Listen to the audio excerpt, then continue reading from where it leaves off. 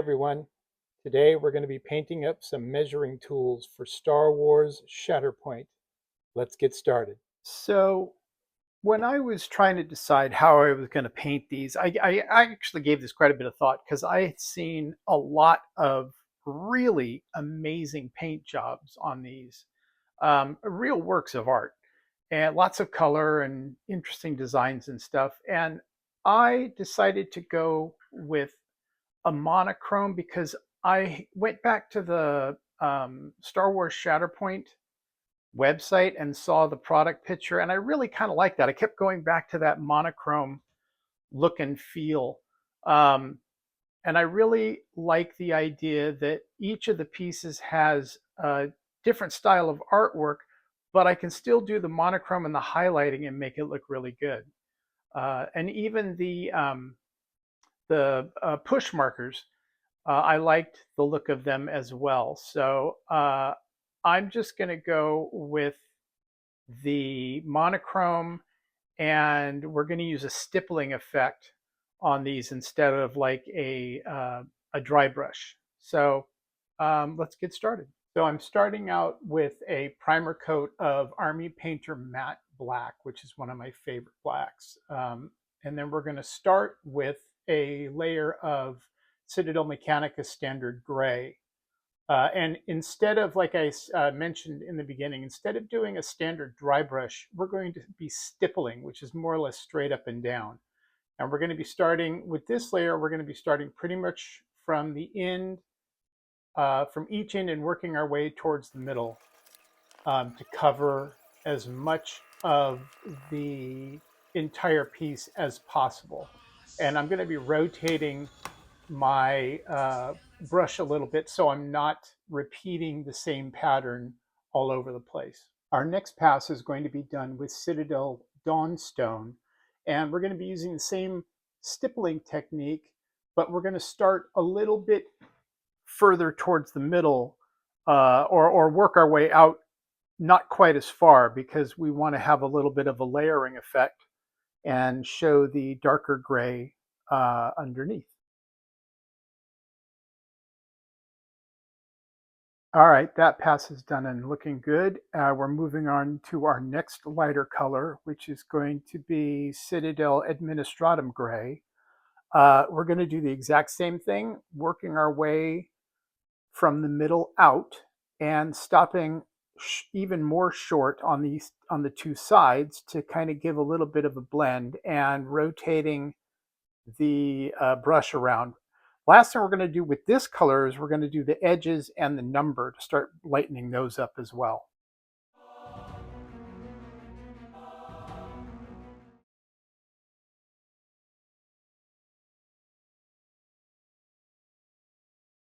We are down to our last pass with the stippling colors, and then we will move on to the washing and whatnot. Our last stippling color is going to be Citadel Corax White.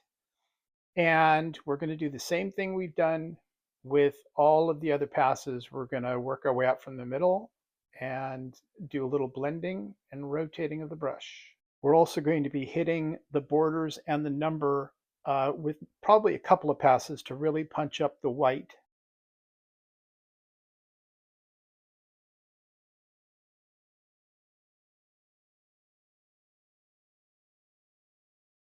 With the stippling done, we're going to move on to an overall wash. We're going to use a 50-50 mix. Our first color is going to be Citadel Drakenhof Nightshade. Now, I normally, a lot of times I'll just eyeball this with a brush full here and a brush full there, but sometimes I like to be really precise, especially when I'm mixing 3 or 4 colors. So I'll grab my eyedropper and just put in a few drops of each, especially if it's for a small amount. So I'm not actually mixing a huge amount of paint. So our second color for this mix is going to be Citadel Nuln Oil, because I want this to be dark, but I kind of want a little hint of blue in there, and I think this mix is going to give me a good result based on past experience. So we're going to get this mixed up, and we will wash the entire piece. All right, I'm going to start off by working from the ends towards the middle. I'm going to try to keep the wash off the border as well and give the entire piece a layer of wash, and then probably blot out a little bit from the middle just to highlight the lighter grays. Now that the piece is completely dry, we're going to start working on the detailing and the edge highlighting. And for that, we're going to be using Citadel Corax White, watered down a little bit with a nice thin brush. And the idea, as you saw in some of the other examples, is just to highlight some of the great looking shapes and the designs on each of the individual pieces. I'm also going to be touching up the numbering area just to give it a little bit more of a white background before we add the colors.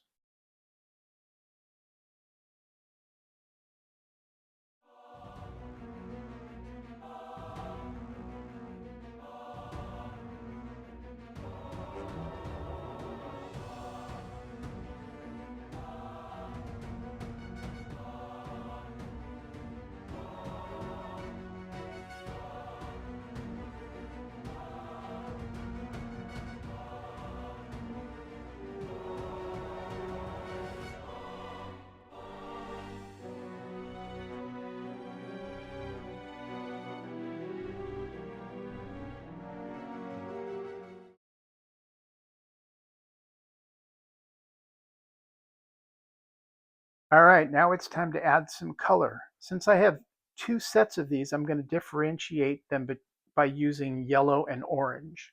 For the yellow, I'm going to be using AK Deep Yellow, which is one of my favorite yellows to work with. It goes on really nicely, and I'm very pleased with it.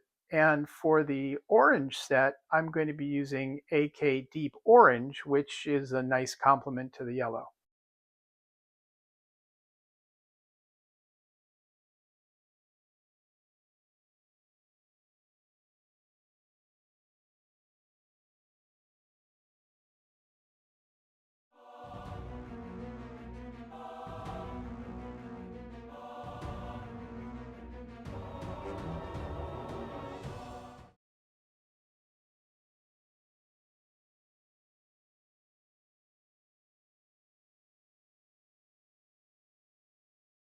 So the last step in our process is to top coat the piece. Now, because I'm going to be handling these, we're going to actually be using them during the game. I'm going to give it a coat of gloss varnish first, and then a coat of satin over the top. And that'll help give it a little bit more protection from being handled a lot. All right, our piece has been top coated with the gloss coat and the satin.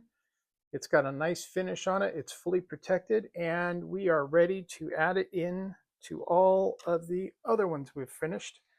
Now I have two complete sets, and they are ready to go on the table and ready to be used for Star Wars Shatterpoint. Thank you guys, as always, for joining me in this video. Please like and share and subscribe, and I'll look forward to making another one and seeing you guys later. Have a great day. Take care. Bye-bye.